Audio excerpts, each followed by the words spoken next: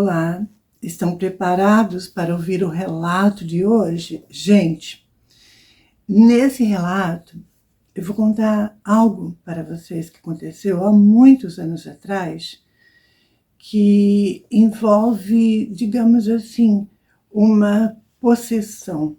Eu acredito que tenha sido de fato uma possessão. Agora, se é demoníaca, não sei. Vocês vão ouvir o relato e tirar as conclusões de vocês.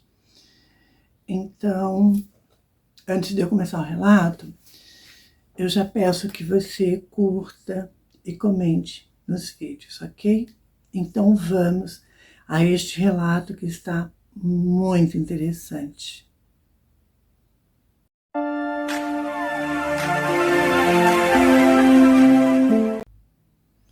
Sobre este acontecimento, ocorreu há muitos anos atrás. Para vocês terem uma ideia, eu estava no Centro Espírita Kardecista. Eu estava trabalhando já como médium, né, de incorporação e tudo mais. Então, eu estava dentro do Centro Espírita quando isso ocorreu com uma família que eu conhecia, que morava perto da minha casa. E não tinha, assim, aquele contato direto e tal, mas de vez em quando a gente se encontrava na calçada, na rua, a gente se cumprimentava, eu cumprimentava, né, a senhora, o pessoal ali da família, mas não tinha aquela amizade de um estar dentro da casa do outro. Na época eu morava com a minha família também, mas tínhamos amizade, morava na rua, assim, da casa da gente. O tempo foi passando, e eu firme no trabalho ali no Centro Espírita. Na época era Mesa Branca, tá, gente? Não sei se ainda tem essa denominação, mas enfim. E o tempo foi passando. Numa certa vez, essa senhora comentou com a minha mãe que o filho dela estava tendo sérios problemas de agressividade. Ele já era um adolescente, né? E houve uma mudança brusca de comportamento. O rapaz era tranquilo, tal, e de repente ele, com o passar dos dias, ele foi ficando agressivo, extremamente agressivo, violento e tudo mais. Aquela família era católica, então tinha imagens de santos na casa e também tinha a Bíblia, né? A Bíblia ficava sempre aberta em cima de um móvel no quarto.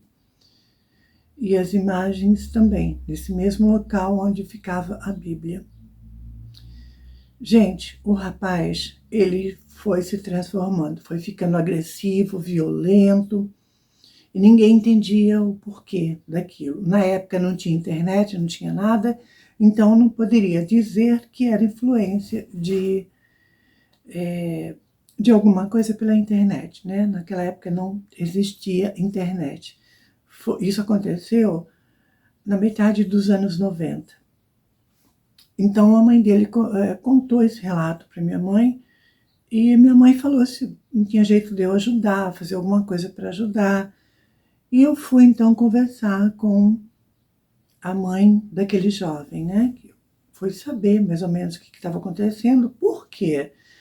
A única forma que eu tinha de poder ajudar era convidando ela para ir no centro espírita, no qual eu fazia parte e trabalhava como médium. Então eu fui na intenção de ajudar dentro daquilo que eu conhecia, dentro daquilo que eu sabia, e realmente no centro espírita acontecia assim muitas coisas e as pessoas recebiam assim ajuda espiritual.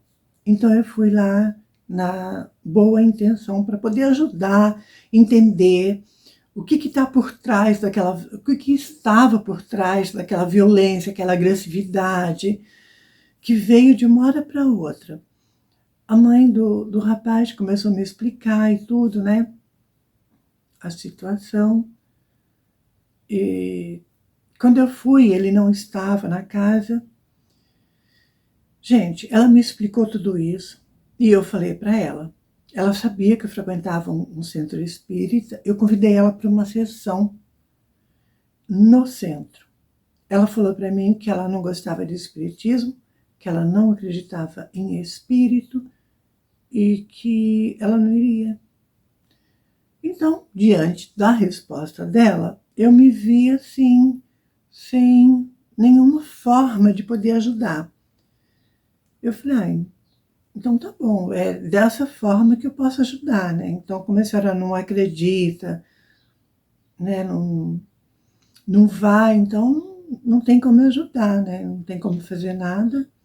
E voltei para casa.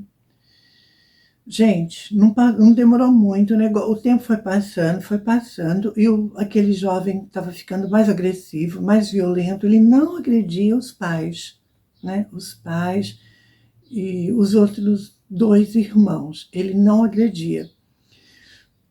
Só que ele ficava assim, extremamente agressivo e violento, quebrava as coisas do nada, sabe? Sabe quando vira uma chave e você se transforma em outra pessoa? Era bem isso que acontecia. Bom, como eu já sou médium, né, gente? Eu já bato o olho, eu já sei que tem coisa por trás.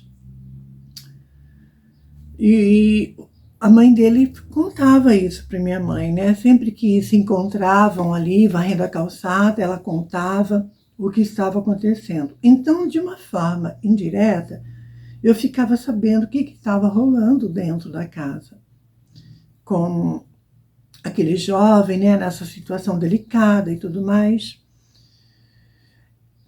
Além dele ser agressivo, assim, e violento, ele começou a quebrar as coisas.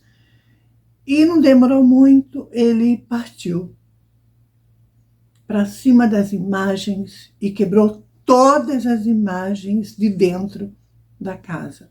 As imagens de santos católicos, quebrou tudo. E vocês acham que acabou por aqui? Não, não acabou, vem mais ainda. A Bíblia, sabe o que é? O que ele fez com a Bíblia? Ele rasgou a Bíblia inteira, picotou a Bíblia toda. Estava literalmente possuído. Agora, pelo quê? Pelo demônio?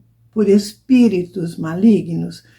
E outro detalhe também, para fechar esses acontecimentos, né, com chave de ouro, além dele quebrar todas as imagens da casa, rasgar, picar, picotar a Bíblia, ele ainda falou numa voz grossa, numa voz totalmente transtornada, que não era dele, era uma voz muito agressiva, muito raivosa. E ele falou que ele não queria orações dentro daquela casa. Então, a gente chega à conclusão de que coisa boa não era, né, gente? Problemas psiquiátricos, eu não sei, problema de alguma coisa de cabeça, alguma coisa, não sei. Mas pelo decorrer das coisas, eu tenho certeza absoluta que aquilo era influência de espíritos. Agora, que tipo de espíritos? Não sei. Que tipo de manifestação era aquela? Também não sei. Eu só sei que o que me chamou muita atenção foi o fato de não querer orações, quebrar todas as imagens e rasgar a Bíblia todinha. Eu não sei, alguma coisa boa não era, no meu entendimento.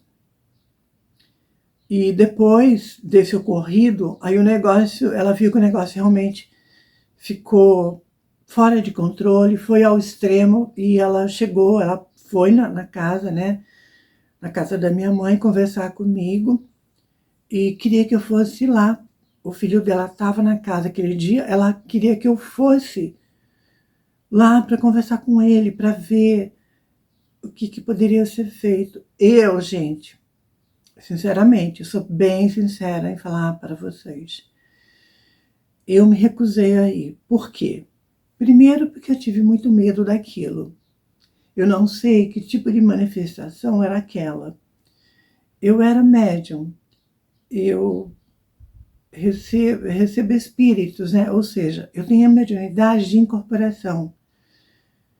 E a gente sabe que diante de uma manifestação assim, aquilo pode virar também para cima da gente. Imagine se aquela manifestação vem para cima de mim e toma posse do meu corpo também, incorpora em mim. E vai saber também se eu não teria sérios problemas espirituais por conta de querer ajudar.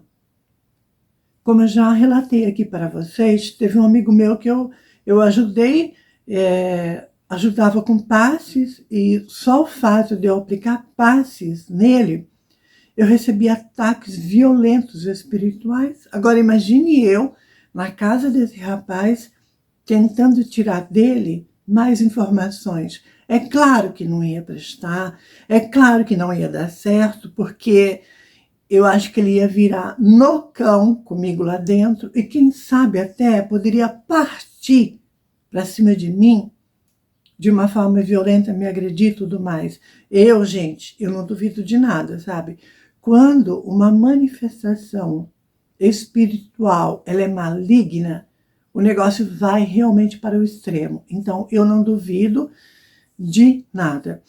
Então, eu fiquei com muito medo, né, receio de ir, porque eu sozinha, médio de incorporação, eu não sei o que poderia acontecer naquela casa comigo, enfim. E também eu poderia vir a ter sérios problemas espirituais.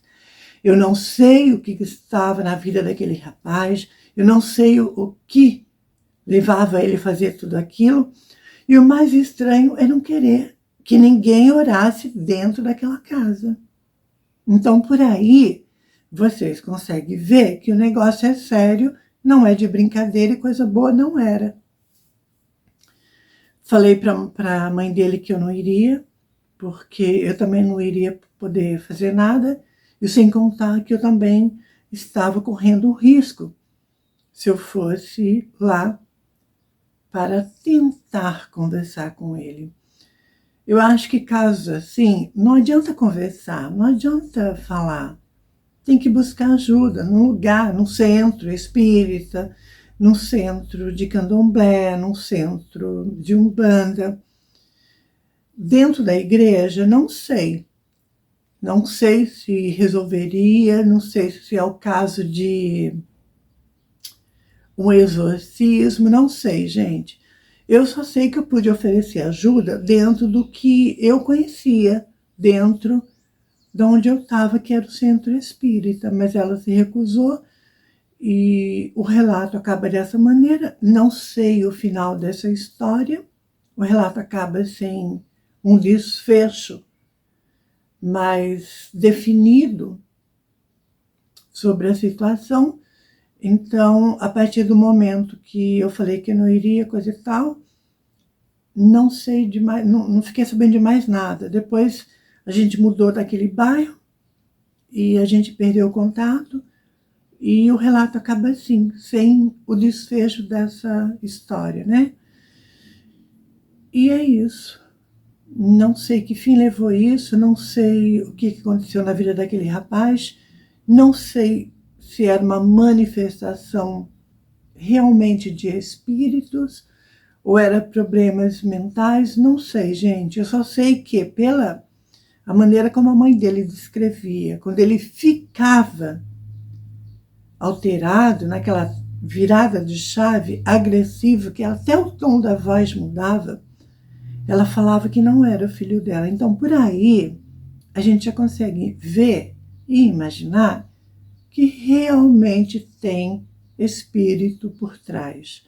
Porque era nítido a mudança, né, de comportamento e tudo, e era nítido também a transfiguração no olhar, na voz, no jeito de ser.